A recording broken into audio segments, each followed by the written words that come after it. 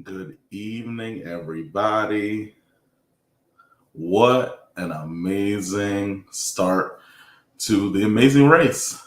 I'm Daryl Brackeen, and I am going to be giving you a play by play review of the amazing race and the kickoff to the show on today. It was just absolutely amazing. Please hit like, please hit share, and to follow us on our platform, we are BrackeenTV. That's basically my family's YouTube channel. You can just follow our life and everything that we do in terms of our own family adventure. And honestly, it does kind of feel like the amazing race sometimes. Um, and just kind of traveling around with my two little girls, Chelsea Gabriella, and my beautiful wife, Chaz. And if you'd like to see more of that, follow us on Brackeen TV. But we are going to get started with our review show of The Amazing Race. And I'd like each of you to please like and share. So here we go. All right. Look, there was a lot that happened tonight, and I'm really excited to kind of dive right in to what went down on tonight's show and how awesome it was to have this great start to season 34. Look, it's just been a long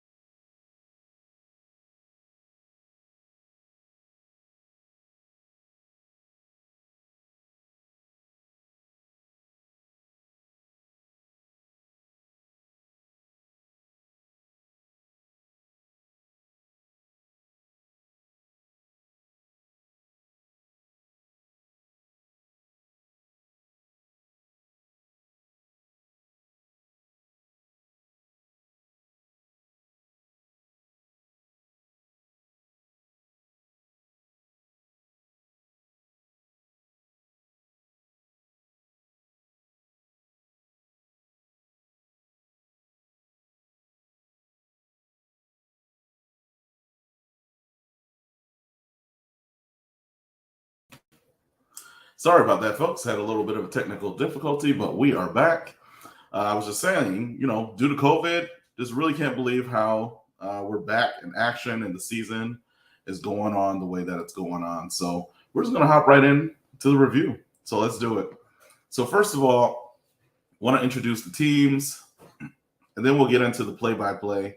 I won't be doing an introduction of the teams every week because it would just take up too much time. And it's a late night. For some strange reason, the show ended up in a 10 o'clock slot. It's usually at 9 o'clock Eastern, 8 o'clock Central time. But for whatever reason, I guess Survivor kind of beat it out. It is what it is, right?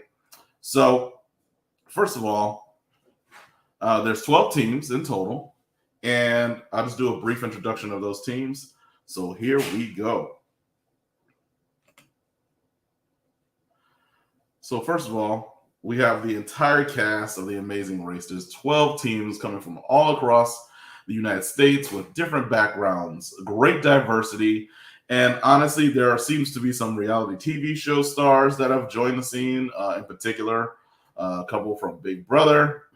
But then there's just the average connections, relationships, families, friends, fathers, daughters, and just golf buddies. So it's really a pretty good mix-up of the cast. So we see in the first scene, basically they're in Munich, Germany, and they're going down a raft and down the stream to be introduced and brought to the scene by Phil, who's the great host. He's been the host for as long as I remember, basically all 34 seasons. And we jump right in to introduce some of the teams. So the first team that's introduced to us is Asadeth and Nina. They are an engaged couple. Their hometown is California, and the occupation of Asadeth is that she's a stand-up comedian, and Nina, originally she's from Texas, but she lives in Cali now with her fiance, and she is a director of business development. So that's an interesting pairing. And really, they brought out their strengths, their weaknesses, and how they complemented each other in the race. They actually seemed like a great couple. So I was really excited to see where they go and where they end up in terms of this review anyway. The next group we have Aubrey and David. They are ballroom dancers. So they were really highlighting their moves, and it was just really spectacular. I believe Dancing with the Stars is where they met. David was an amateur, and Aubrey was the professional. And of course, they fell in love. And they're dating now. Aubrey is a dance studio owner. She was a former Laker girl, actually. That's a fun fact. And also a former Rams cheerleader. And also for David, also a really cool job. He was a helicopter mechanic presently. So he actually works on helicopters. I even believe there's some shots of him flying some helicopters as well. I don't know if any of those two areas will show up in this race as they go along, but you never know what will happen in the Amazing Race. So the next group is a reality romance. I kind of alluded to this group. They are the contestants from Big Brother. And apparently they have this run. They've connected over Big Brother, and they ultimately ended up dating, living with each other. I believe they're in California at this point. And they've competed pretty intensely. And but, of course, they didn't win. I think they were in 10th and 8th place, respectively. So Derek and Claire are their names, and let's see. So they're both pretty smart people here. So Derek is a product manager, and Claire is an artificial intelligence engineer.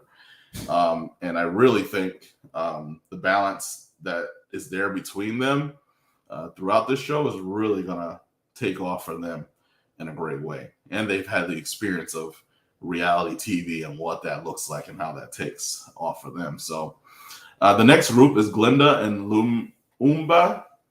They are from Norcross, Georgia. Glenda is an insurance underwriter, and Lumumba is a middle school teacher. And they're the 40-year-old newlyweds. It's kind of interesting. You saw CBS tweet out that there is clearly a range between them, and that was kind of a pun there. So because the wife is quite tall, I believe she's 6'2", and the husband is about 5'11" or something of that nature. So there's a bit of a distance. So hence the range tweet that came out on CBS. I thought that was kind of cute there. But they seem like a really great couple. They seem to really complement themselves. And really, I think this will be a test of their relationship. They've only been together for about a year, so we'll see where that ends up. And the next group is Linton and Sharik. Now, that's a father and daughter team, and I absolutely love their on-screen presence. You can tell that the relationship there is solid, and there's a level of respect there that you don't often see these days. And of course, they brought their Jamaican pride all the way to the table. I'm telling you, they were really, really fantastic group. And I think they were really, I think they're going to be one of the stars of the show. I'm not going to make my predictions as to who's going to win or lose right now, but I actually do believe they're going to be a team that's going to make the distance. So Linton is an assistant principal. God bless him. As an educator, hey, look, I know how that goes. So he clearly has a lot of patience. And his daughter is a master's student, a master's degree student. The next couple is Lewis and Michelle. They are married, and they find their hometown in Florida. Lewis's occupation is that he's a firefighter, and Michelle is a dancer. I'm going to keep moving on because there's 12 teams and we only have a short period of time here. So I want to get to the meat and the juice of the review tonight. Next, we have Marcus and Michael. I call them the military brothers. They're from their hometown is Richmond Hill, Georgia. And Marcus is from Georgia and Michael is in New Mexico at this point. They both actually served our country. Um, Marcus was an Army tank commander, and Michael's an Air Force fighter pilot. So, with that mixture, they're clearly game on in terms of what it looks like to have stamina, thoughtfulness, how to navigate a space. It's also my understanding that one of the brothers was stationed in Munich, Germany for some time as well. So this is pretty familiar territory for him, as they mentioned early on in the show. The next group is Quentin and Maddie. Now, they were on fire, a lot of energy, very energetic because they're both former cheerleaders for a professional sports team. I believe that Maddie was the captain of the team that Quentin was a part of. And Quentin's a choreographer and Maddie's a dance coach. And they're best friends. And you can clearly see that they work together. They have a strong confidence in each other's space. And it's going to be a dynamic team that also, I believe, will make the distance as well. The next group is Rich and Dom. Now, talk about motivational speakers and just really a sincere heart. This group, this couple, is really inspiring, very unique. They bring a very diverse perspective, but like you can feel the emotion pulsating, positivity, and just like courage. And throughout even the beginnings and of the show in particular, you hear the motivation that they have and the encouragement that they're giving each other. I think they're really going to also go the distance. Or look, I'm just going to tell you the truth. I just love the positivity because the day and time we're living in right now is just really kind of rough. And to have that kind of energy on screen throughout the season is just going to be great for me anyway. It'd be a great takeaway. So hopefully they do make the distance. The next and the last group, but certainly not least, is Tim and Rex. Now, everybody knows Rex Ryan. If you watch football or you follow sports, Rex Ryan, hey, look, the guy definitely has a losing track record. But the guy was a pretty solid coach with a pretty formidable career. I don't believe his career is going to dictate how he gets through this season of The Amazing Race. The guy really has a lot of energy, and he really put in a lot of great time and effort to prepare for this race. It's my understanding that he lost 50 pounds in order to compete and to navigate this race with his partner, his golf buddy, Tim. And Tim is a paramedic. They met on the golf course, and Tim was going through some really tough times. He lost a family member, and Rex was there with him every step of the way. And they're like brothers. They compare themselves to be brothers. Golf partners is where they met, but it seems like a lifelong brotherhood is where they're going to end up. And I believe that energy is really going to take them through this season 34. So let's jump right in. So, okay, look. They all meet Phil in Germany, okay? Phil is, revving up the season, providing the introduction. He's giving them, hey, look, this is going to be the greatest race that you've ever experienced in your life, right? He's giving that speech, the most motivational speech. It's probably the speech that motivates every Amazing Race fan and fanatic, because this is like, wow, we're about to start this amazing journey to go across the world and to really dive into this experience of learning and growing and being challenged, to be quite honest. And look, here's the facts that it's just really a challenge to do a lot of the stunts and get through the courses of the Amazing Race. So if you're not prepared for this, even physically, mentally, it could be a big challenge for you. So look, the episode starts out with Phil setting the stage, giving the instructions, providing the cars for the individuals to jump in and drive to their first course. Now, the first section of this race involved 3 challenges. Ice, wood, and some beer. No, they didn't drink any beer, but it did involve them rolling some kegs down an obstacle course, trying to get it within the time frame that was given, which I believe was 55 seconds. So when Will says, "Hey, go run, go grab your bags. There's an envelope. Go get it. Let's get started." Everyone jumps into action. Everyone's excited about what's about to go on, and they do what they have to do. So the first challenge, get ready to scramble. That's the roll in a park. Then there's the saw challenge, and then there was the smash challenge, which was the ice challenge. So in the roll challenge, they had to roll, like I said, the keg through an obstacle course in about 55 seconds. And then in the saw course, they had to saw through with a very long two-sided saw, to shave through and to cut a log at a perfected point. So then you see kind of the first people that get there in the rolling of the keg portion is Marcus and Michael, who said, again, they were stationed in Germany at some point, so he was familiar with the place.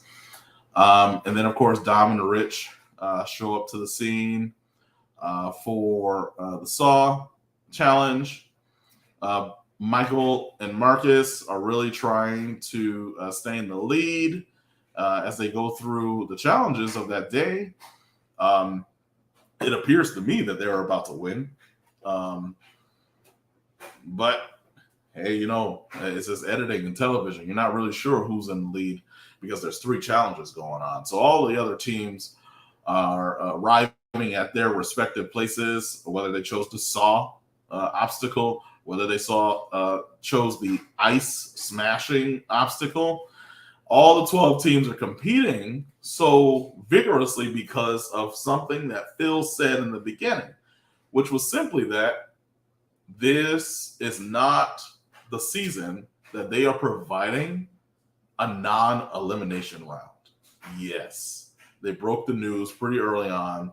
This is not a non-elimination season.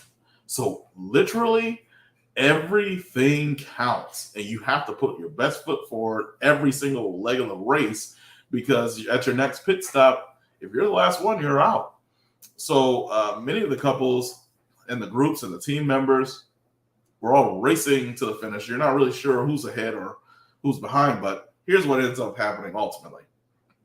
Claire and her partner ends up being in the lead because they just simply got through the challenges in a pretty effective way. And that was pretty impressive at my point. So Claire's team ended up getting into the lead there. I think they won first place, and that first place prize is $2,500. Of course, they're excited about that. But, what was most impressive was the newlyweds coming into second place, Glenda and Lubamba. That was pretty impressive for their first time experiencing this type of engagement. And Quentin and Maddie, they also came in third place there. Astaf and Nina were really having a rough time on the roll. But eventually they get it in. But I won't break the news just yet. But anyway, Linton and Sharik, they came in fourth place. Emily and Molly came in fifth place. And Marcus and Michael came in sixth place. All right. Surprisingly, Tim and Rex ends up in seventh place. It looks like at one of the legs of the race that Tim was really having a hard time getting through the obstacle course. But look, he pulled through. It was pretty impressive. Abby and Will ends up in eighth place. And Rich and Dom ends up in ninth place. They also really struggled going through the rolling of the keg experience. They were really having a tough time there, but they pulled through. And they also gave some motivational moments for the television and for themselves. It was really an awesome experience to witness them push through and ultimately not get eliminated. All right. So then there is Luis and Michelle, who came in 10th place. But this next group was very interesting. Aubrey and David. All right. So they show up to the scene and they basically believed that they came in last place ultimately. They were taking it like champs. They were just like, look, it was an amazing experience. This was extremely competitive. We knew that out of the gate, this was going to be a rough go at it, but we gave it our best shot.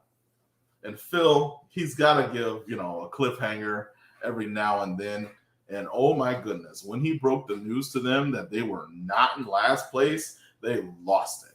Okay. So it was just like an amazing moment because they endured, they got through their struggle, in particular around the Saw Challenge, but they got through and they just simply weren't eliminated.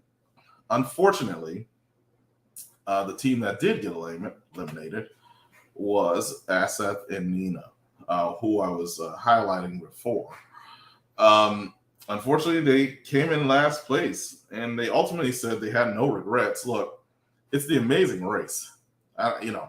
You're really not going to have too many regrets finally engaging on a show that you've been looking forward to and looking to have these types of experiences with. Look, who would have thought that they'd be able to engage in this type of experience with 11 other team members crossing through, slamming some ice, sawing through logs, all in Germany. You'll never have this kind of experience like this again. It's just really, it was a pretty amazing experience. And they really were very grateful about just being there and just being a part. And if you're a fan of The Amazing Race, you absolutely know that anything can happen. And look, here's the truth. I'm not totally sure how you can be all around prepared for the challenges that are to come. If you don't speak another language, you have to figure out how to navigate the spaces that you're in with, and of course you're limited with all the tools and resources that you can use yourself. So who knows what's to come in terms of the season, but I'm totally excited to continue to jump in with the review, engage, give some behind the scenes information and some updates when we meet again next week. And no, it will not be this late. I don't, if CBS sees this, hey, look, please put it back to regular time because some of us have to work in the morning. So, hey, this is BrackeenTV's review of The Amazing Race. And I hope to see you next week when we do our review of what happens next week. All right. You have a good one.